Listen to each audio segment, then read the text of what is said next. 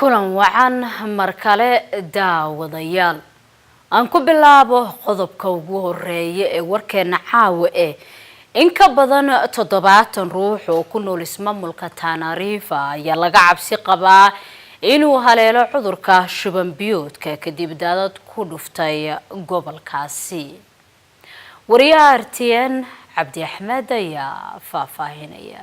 wararka naga soo gaaraya maamul goboleedka Tana River ee gobolka xeebta ayaa sheegay in qiyaastii 700 oo qof oo ay ku saameeyeen daadadka ka dhashay roobabka lixaadka leh laga cabsi qabo in uu ku dhaco cudurka shuban biyoodka iyo xanuunada kale ee la xiriiro nadaafad darrada.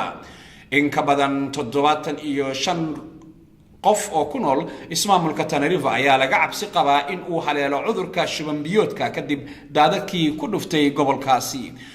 ويران 243 qof ayuu ilaa iyo hadda ku dhacay cudurka shuban biyoodka 265 xanuunada dhanka maqaarka ah ayaa lagu arkay halka 278 kalena la sheegay in ay dhanka neefsashada dib ku hayso. saraakiisha hay'adda Lanqeyrta Cas ee ismaamulkaasi ka howlgalo ayaa sheegay in cuduradaasi laga soo tabiyay 7 xero oo halkaasi ku yaalo. xerooyinkaas ayaa dabcan ah kuwa ku meel gaar ah.